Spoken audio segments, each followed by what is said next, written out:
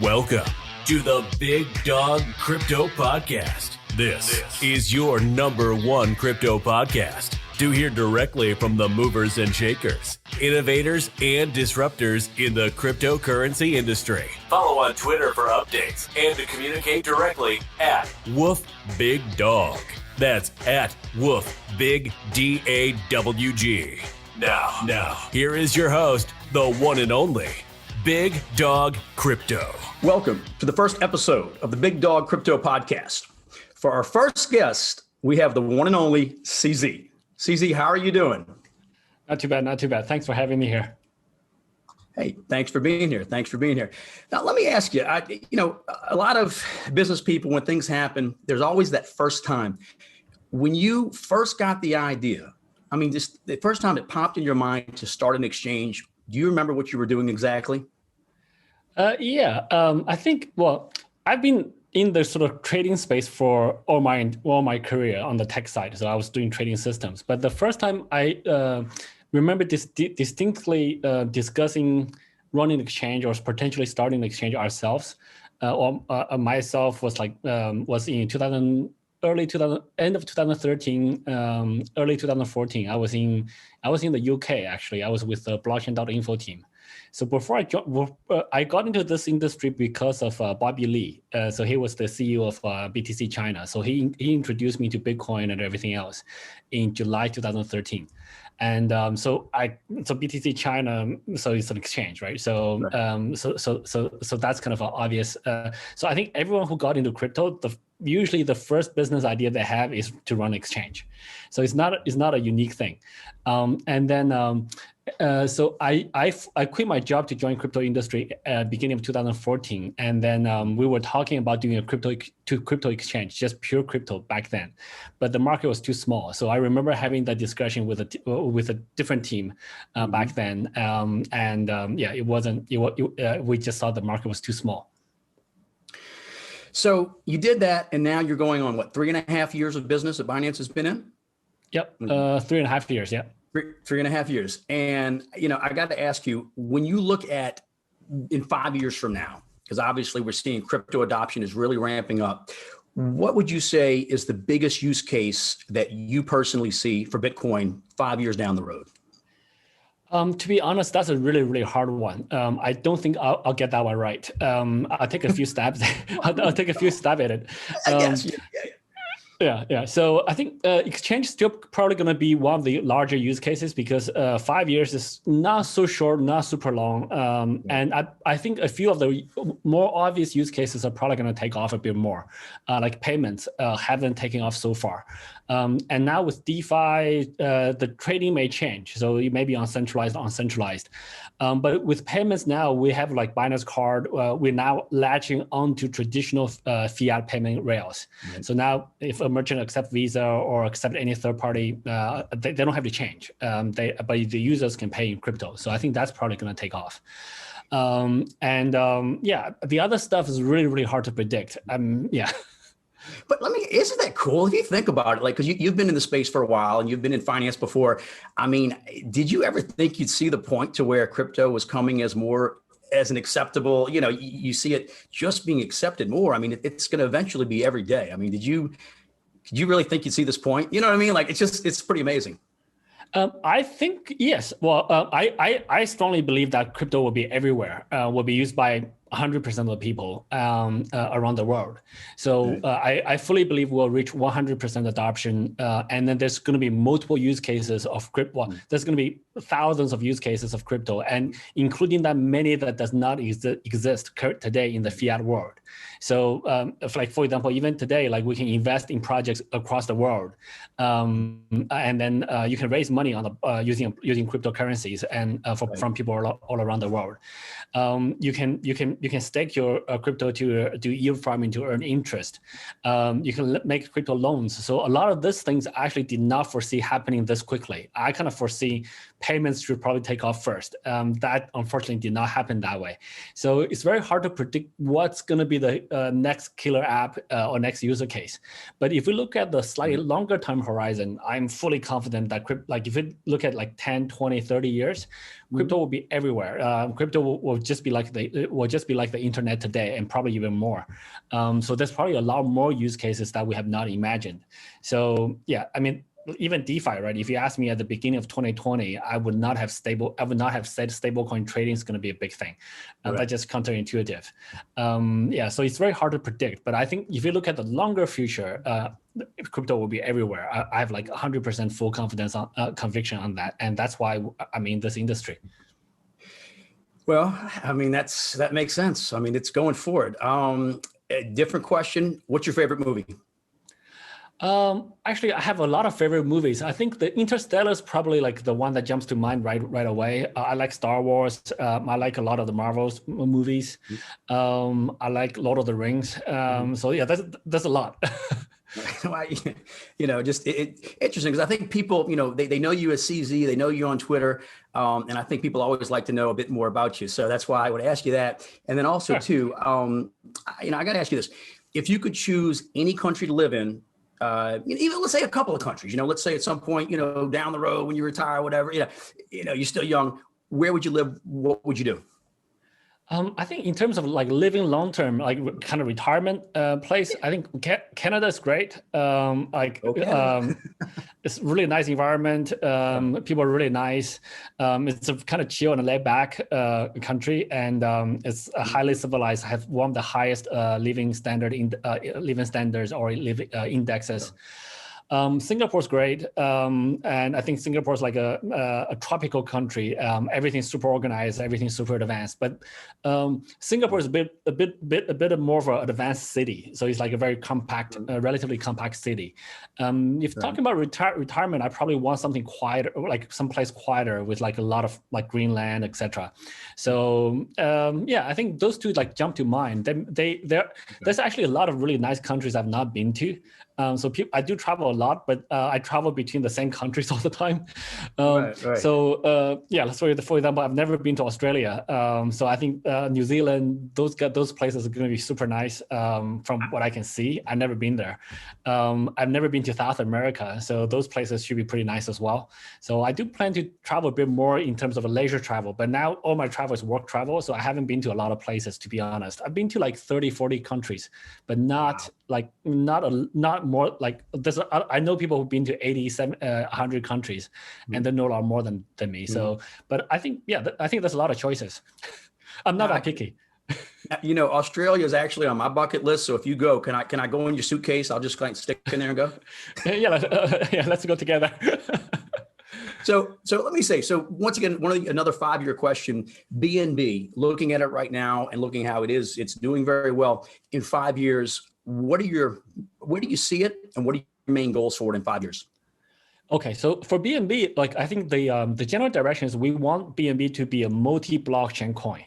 So I think we don't know which blockchains, which use cases, which applications will take off. So we will initiate and hopefully bootstrap a large number of experiments for BNB within the ecosystem. So we already have a Binance Smart Chain ecosystem fund where we pledge $100 million worth of bootstrap funds.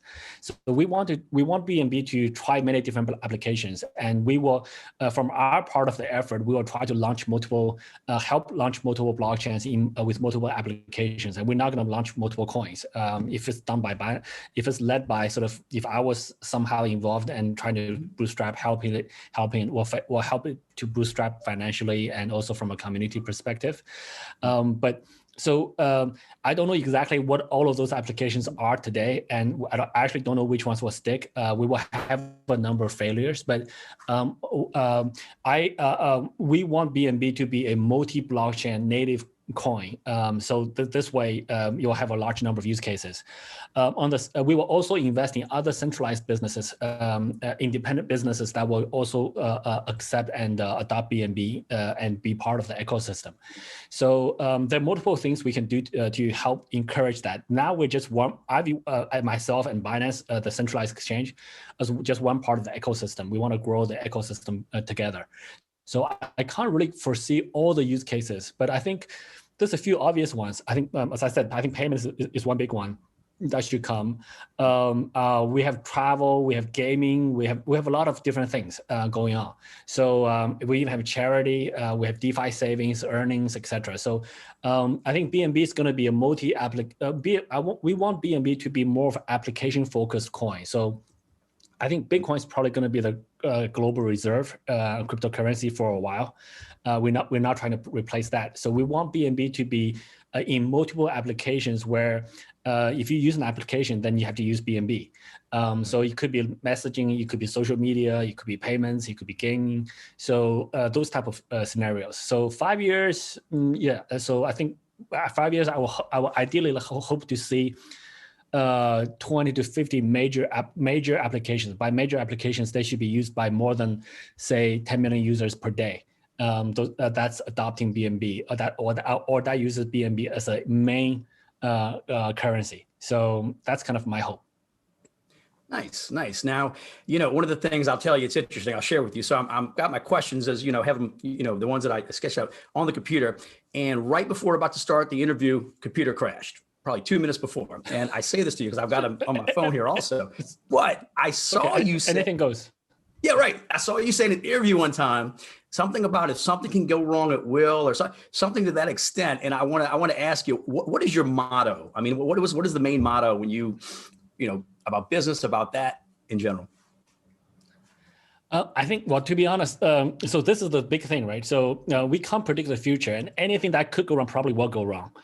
So you gotta be prepared to deal with that, to handle that. Yeah. And there's a lot of things that you don't imagine. Well, most of the things that you think may go wrong, you probably have a contingency plan, at least in your head, or how to deal with it to some extent, hopefully. Right. And then there's a lot of things that you don't expect and that just goes wrong. So we have dealt with a lot of those situations. And I think as a business, from a business perspective, I think basically you got to be, your business has to be flexible enough to deal with multiple changes, especially when you're younger. Right. There's a lot of things that could impact you. When you have a more stable business that been gone on for a while, more likely things are going to tend to go, at least that business is hopefully not going to disappear, but things change, right? So companies do die, even very mature companies do die. So I think being very flexible and being dynamic and being adaptable is a much more important characteristics for any business to have than just being very efficient, very good at what they do. So I think in the previous decade or even century or the previous, 10, 20, 30 years, a lot of businesses focus on efficiency. But highest efficiency necessarily dictates specialization. So everything's very specialized. And then you're not really adaptable. You're not really adaptable to change. So I actually adopt a mentality where we want some redundancy, we want some wastage. We don't want the super high efficiency. We want to be relatively efficient, but we want to be also very adaptable. And then if we want to be very adaptable, we cannot have a very rigid business structure. We cannot have a 5-year business plan. We can't even have a 1-year business plan. We can't have like strict hierarchy reporting. So we can't have a lot of that structure. Whereas I think in the business today, we got to be very dynamic. So Binance has about 1,600 people on our team now. And I actually want them to be loosely organized, and there's a lot of chaos. There's a lot of things go on. People don't know about it, communication issues, etc. But it's very decentralized. But I kind of like it actually, because in this kind of chaotic team structure, they're very dynamic because they have a lot of freedom to execute on their own. And when something changes, some group will catch it. So it's actually quite good from that perspective. A lot of people, even on the Binance team, don't understand that. So, but I think this is a very key aspect of running a business today. I agree with you on that. And obviously it's successful to go to, in under 4 years to be at 1,600 people and coworkers and family. I mean, that's amazing. That's a lot. I had, and it's funny because I had my backup laptop, this older laptop. And then when I put that on for the questions, it said running updates. I was like, come on. So like you said, you had to be prepared, but something a little different too. So I saw in an interview where you said you have a lot of, which makes sense, a lot of phone calls, a lot of meetings. Random question, coffee, tea, water, or no drink? What do you normally have when you're on your calls? I just drink water. I drink a lot of sparkling water just to have a little bit of texture in your mouth, etc. So I can drink a lot of plain water as well. So I don't drink tea. I don't drink coffee. I don't drink juice. I have like 1 or 2 beers with colleagues with the Binance team once a week or so. So that's kind of the I think just water and maybe 1 or 2 beer a week. That's kind of my drinking. So if you're having like you said 1 or 2, is there a certain brand, or could you say that, or is that what kind of beer do you like? It's random. Just okay. Random. Like I drink any beer. I got you. Okay. So I do drink a lot. Yeah, I do drink a large amount of water, but I don't drink anything else. So I don't need coffee, tea to keep me awake. I just don't need that. You don't drink coffee at all? So wait, you don't do coffee just at all? Never have coffee. Really? I don't do coffee. I don't do tea. Okay. Well, I know a lot of people do that. Yeah. Yeah. I go. So and also too, for breakfast, what do you have for breakfast? It's kind of a random question, but I'm like, a little more easy. Sure. What do you have? Like, what's your breakfast choice? The best breakfast by far is the American breakfast, right? So eggs, bacon, toast. Right. That's the best breakfast. I don't have it all the time. I only have it occasionally. The other times I don't know, have some cereal, milk. Sometimes the Chinese style like congee, porridge. I don't know if not very often either. So it's kind of random, but always an egg in the morning. So either it's scrambled or some sunny side up or boiled. I almost always have an egg. So that's probably the only common part. The other part just keeps changing. Well, I mean, that's so. And then swimming. I saw you say something about swimming. What's the coldest water you've ever swam in? Actually, not that cold. So I'm not like a winter swimmer or anything like that. Even when I was like. Even swimming in Singapore, the temperature is pretty warm. Some days when it's cloudy and when it's and the water is actually quite cold when you first get into it. So not that cold at all. It's actually good for the water to be slightly cooler when you swim for a while, because your body temperature gets hotter, right? And then having cooler water also drains more calories out of you, which is probably what at least what I want. But I have not really gone into like swimming in the ocean or in lakes or in rivers. Not that advanced, so I'm a pretty basic swimmer. But it's good. Swimming's good for you. So let me leave you with this. Yeah. So is there one thing that when you look at the crypto community now and you see it growing, you just see just all the stuff going on, and you're very, very active on Twitter. Is there one thing that you would just kind of want to say to the crypto community, kind of, as we get into this year, advice, but you know what I mean? Like just something that you kind of want to just say to them is the main thing. I think if there's one thing I would just say risk management. Right, so a lot of people get into crypto. They don't think about risk management. Most people go into little, and then they have a lot of risk on the fiat world. Right. And then some people going to crypto thinking that they'll just put their next month's rent into futures. That's bad, right? So that's a high risk product. And if you're trading futures, you gotta break up into very small amounts, and so just learning about different risks, different risk profiles for different products, for different projects, for different coins. I think that's just a really, really important part. And also there's this whole debate about this permanent debate about do you keep your coins by yourself or CEX or with whoever. There are risks in all of those models. You got to understand that. So you got to have security down packed.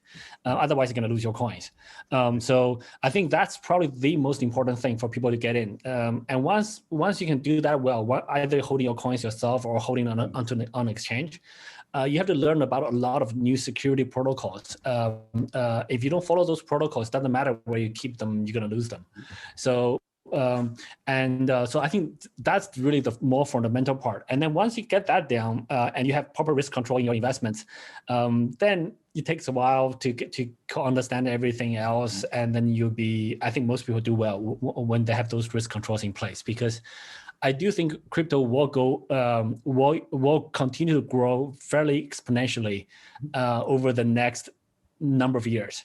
And if you're in the right, so that's kind of the right industry, the rising tide will lift most boats. So if you stay secure and risk manage properly, most likely you're going to do pretty well. That is some sage advice, because I know people in this space, some people do well with it, some people don't. And I think risk management is excellent. So CZ, I want to thank you very much for being on the first episode of the Big Dawg Crypto Podcast. It means a lot to me. I appreciate it, my friend. Thank you. Yeah, I'm truly honored, Big Dawg. So good luck with the podcast series. Hope we have a good start. And thanks everyone for listening. I appreciate it. Thank you, brother. Have a good one. Yeah, bye-bye. You've been listening to the Big Dawg Crypto Podcast. Follow on Twitter at WoofBigDawg. Woof, big DAWG. And run faster than the competition. Woof, woof.